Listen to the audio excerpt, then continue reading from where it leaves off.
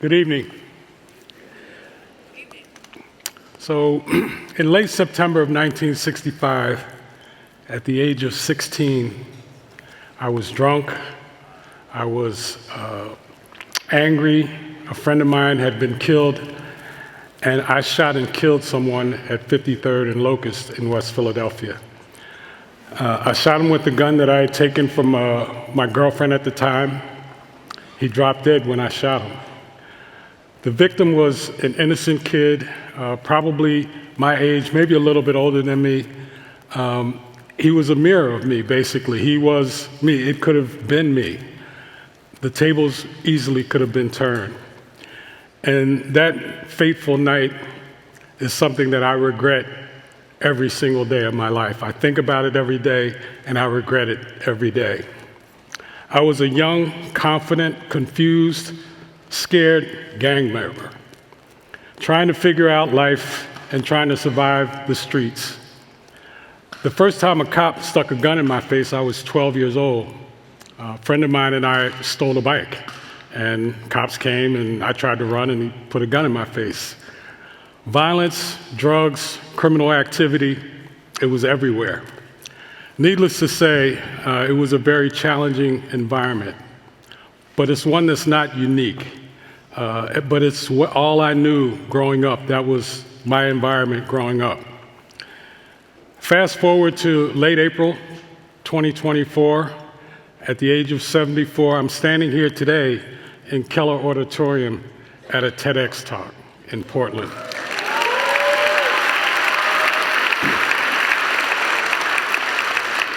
I'm extremely grateful to be here with you today. What a life. I mean, I often ask myself, how did I get here? Like, how the hell did I get here? Well, let's talk about it. This story, my story, is about carrying a 40-year secret and living two lives. It's about crippling nightmares that keep you honest. It's about your value system regardless of where you live or how you were raised. It's about atonement. It's about reflection. It's about the opportunities that open through education. Education is liberation. It's about truth. It's about reconciliation. It's about forgiveness. It's about representation.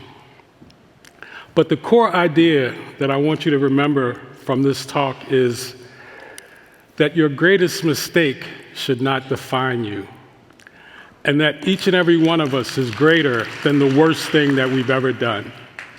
I want to say that again. That each one of us, is greater than the worst thing that we've ever done. I'm living proof of that. And I hope I can be an example for those who are watching and listening, whether you're in West Philly, south side of Chicago, or right here in Portland, Oregon. This talk is for anyone in any urban environment around the world that is looking to make something of themselves. Let's go back to my gang days for a moment, because it is a paradox for me. I was living two lives. I come from a good, loving family. 7 brothers and sisters, mom and dad there. My dad worked hard to make sure that we had everything that we needed. My mom worked hard taking care of 8 kids. My grandmother and my uncle lived with us for a time. And my uncle nicknamed me the champ. I guess he saw some potential in me, and he knew that I had greatness somewhere inside of me. He knew that I loved to learn, but I was also in and out of juvenile detention. I was hurting people on the streets, getting hurt myself. I served time multiple times. I was living a double life, trying to figure out who I was. I knew I was smart, had a great work ethic, an unshakable stoic confidence that was instilled in me by my family. But I was also lost and confused. I was a hustler, living on the edge, getting in fights, making money, selling whatever to make money. And violence was a way of life, stabbings, killings, gun warfare. I say this to people all the time, and they're like, what is he talking about? But the best thing that ever happened to me was the last time that I went to jail. Getting caught, serving hard time, the last time I was arrested, really allowed me to reset my life. I realized that education was a way out, that I could learn my way out. I received my GED and associate's degree while in jail. Fun fact, I was actually the valedictorian of my GED graduating class.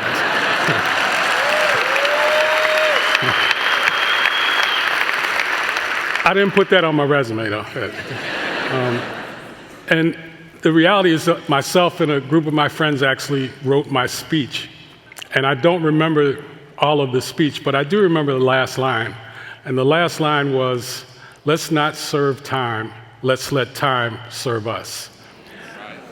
And that was my perspective at that point. Once released from jail, I went on to obtain my bachelor's degree in accounting from Temple University while re-entering society in a halfway house. Books were what changed my life.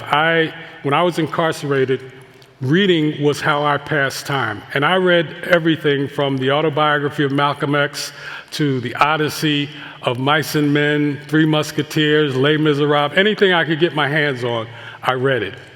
It felt like freedom of the mind. When I got out the last time, I had a newfound purpose. Education gave me the courage to become a new man. So as I was about to graduate from Temple University, at the time there was what was called the Big 8 accounting firms. And I began interviewing with those firms. In 1982, I got to the final round with Arthur Andersen. And I decided to share my secret with them. All day I was interviewing with a number of people all day long. And in the back of my mind, I was thinking, should I share my story with these folks? Should I? Because all they knew is that I was a young black man about to graduate from Temple University with honors. They had no clue about my background. And so all day I'm trying to decide, am I going to share my story? And finally I get to the last person, who was the hiring manager, and I decide that I'm going to share my story with them. And so I start to talk to him, and as I'm talking, I can see his face changing. And finally I got done, and he said, that's an amazing story. And he reached in his pocket and he pulled out an envelope and he said, I have an offer letter here that I was all ready to give you, but I can't give it to you now. He said, I can't offer you the job. I wish you the best, but I can't hire you. And at that point, that was kind of what I refer to as the birth of the secret. I chose at that point that I was never going to share the information again. I wasn't going to deny it. I wasn't going to lie about it if it came up, but I wasn't going to volunteer the information. And for 40 years, that's how I built my career. I also chose that I wasn't going to go public accounting. That seemed a little too risky, so I decided to go into corporate accounting. I earned my MBA while working for Campbell Soup and growing a family at the same time. As I climbed the corporate ladder and rose through the ranks of business, from Campbell Soup to Janssen, from the Jordan brand to the Portland Trail Blazers and back, the stakes got higher and the nightmares more debilitating, because I still had my secret, my haunting secret of having taken someone's life. So what really made me face my fears? What made me decide that I was going to share my story and that I was going to expose myself to the world? What really made me, what was it that made me do that? And there were two things. One, the first and foremost, my beautiful, amazing oldest daughter, Layla Lacey. She worked on me for years, like prodded, pushed, Dad, you need to share your story. It can motivate and inspire some people. It can do some good in the world. And I was like, no, but I've been hiding from this story for 40 years, and I've got no interest in sharing it. But she worked on me and convinced me that it was the right thing to do, and I thank her every day for that, because I'm truly glad that I shared my story and that she pushed me to do this. The second thing that really pushed me to be much more authentic in my life was a fateful day in summer of 2007 that the Trailblazers reached out to me. I want to share a defining story that really gave me the courage to live a much more authentic life. This was off of the heels of the Trailblazers' job offer. And the experience helped me confront my past. It gave me the courage to seek the truth despite holding the secret, to be a better example for others. The story is about the legend of Jackie Robinson. In April 1947, Jackie broke the color barrier in baseball. He changed everything. Through vitriol, hatred, the worst racism anyone can imagine, death threats to him and his family, Jackie did it. He changed the world. Before I left the Jordan brand to take the Trailblazers job, I had a vivid dream of Jackie that changed my life. I saw him entering the Dodgers locker room on his first day with the team. I remember it like it was last night. I realized that I had an opportunity to open doors for people who look like me and for young people to be able to say, if he can do it, then I can do it. When would a person of color get an opportunity to be in that role with the Portland Trailblazers? It was time to step through doors and create opportunities. Time to lead. Lead in the space of representation regardless of the consequences and regardless of people finding out about my secret.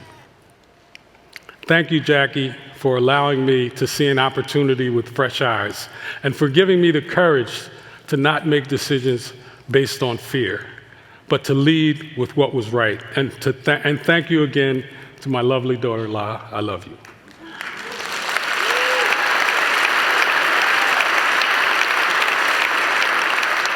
Without both of them, I would not be here, and my memoir, Jump, would never have happened.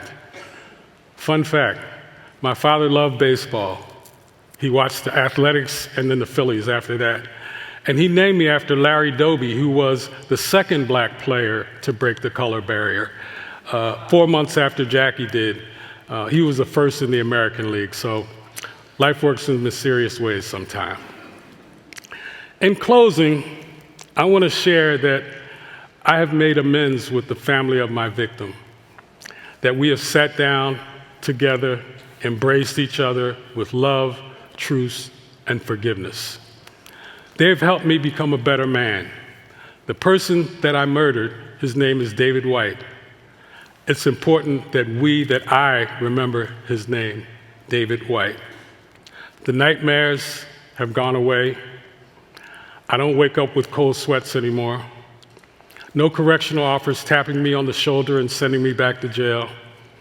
I'm at peace now, and I realize that servant leadership is my final calling.